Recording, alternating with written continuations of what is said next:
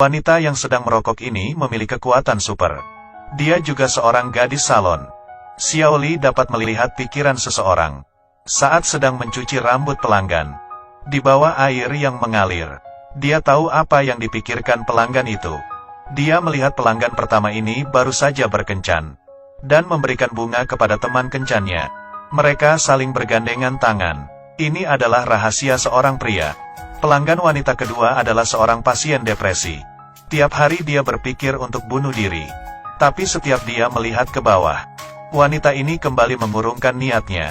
Pikiran pelanggan ketiga ini yang paling sering Xiao Li lihat. Setiap hari yang dipikirkan pria ini adalah wanita. Mungkin karena dia seorang pria single. Bahkan sedang mencuci rambut pun dia memikirkan hal kotor.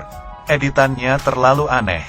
Walaupun Xiao Li memiliki kekuatan seperti itu, tapi dia tidak pernah beritahu kepada siapapun. Hari ini salon kedatangan seseorang, Xiao Wang. Xiao Wang dengan terampil berbaring di hadapan Xiao Li. Seperti biasa Xiao Li pun mencuci rambut Xiao Wang.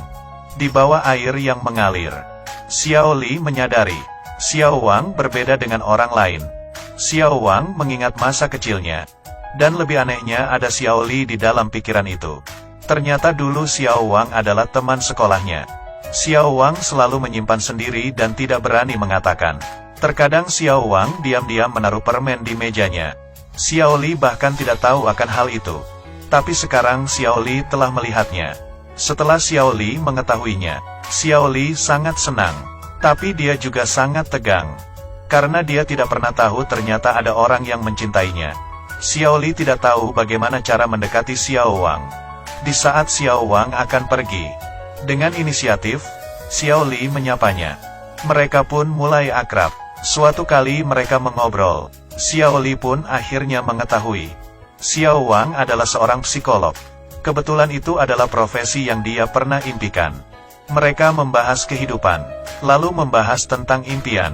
Sambil mengobrol, mereka pun pulang bersama. Seiring waktu mereka pun akhirnya pacaran. Dan tidak lama kemudian Xiao Wang melamar Xiao Li. Xiao Li pun menerima lamarannya. Setahun kemudian, Xiao Li hamil. Pekerjaan Xiao Wang semakin sibuk. Terkadang dia bahkan pulang larut malam. Dan terkadang dia mendapatkan panggilan dan bergegas keluar. Tapi anehnya, semenjak mereka menikah, dia tidak mengizinkan Xiao Li mencuci rambutnya lagi. Dia juga tidak memperbolehkan Xiao Li mendatangi kantornya. Hal ini membuat Xiao Li curiga. Sampai suatu hari, kebetulan Xiao Wang baru saja keluar. Xiao Li menemukan handuk rambut yang dipakai suaminya. Dia mengeringkan handuknya, hingga mengeluarkan air dari handuk itu. Dari air itu dia melihat, ada sepasang kaki.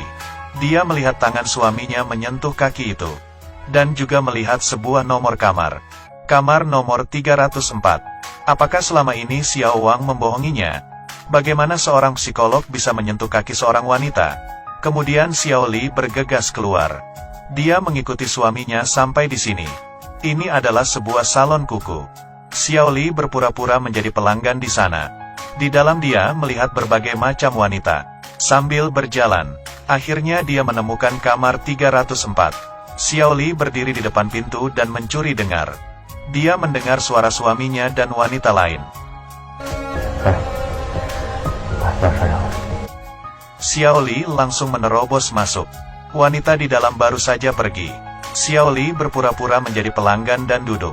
Saat dia memasukkan kakinya ke dalam ember, Xiao Wang pun mengenalinya. Lalu Xiao Li melepaskan maskernya dan bertanya, apa yang terjadi? Xiao Wang tidak dapat menutupinya lagi. Dia diam dan menyiram air di ember ke kepalanya. Dari air ini, Xiao Li pun melihat, ternyata Xiao Wang juga memiliki kekuatan super. Dia melihat pikiran seseorang melalui air cucian kaki. Bahkan dia setiap hari mencuci kaki pelanggannya, untuk melihat isi pikiran pelanggan itu, dan membantu pikiran psikis mereka. Akhirnya Xiao Li mengerti, ternyata dia sudah salah paham kepada suaminya. Semenjak itu, mereka membuka sebuah kantor konsultasi. Yang satu menjadi konsultasi psikologi pedikur. Yang satu menjadi konsultasi psikologi tata rambut. Mereka membantu orang mengatasi masalah. Dan akhirnya mereka saling percaya dan hidup bahagia.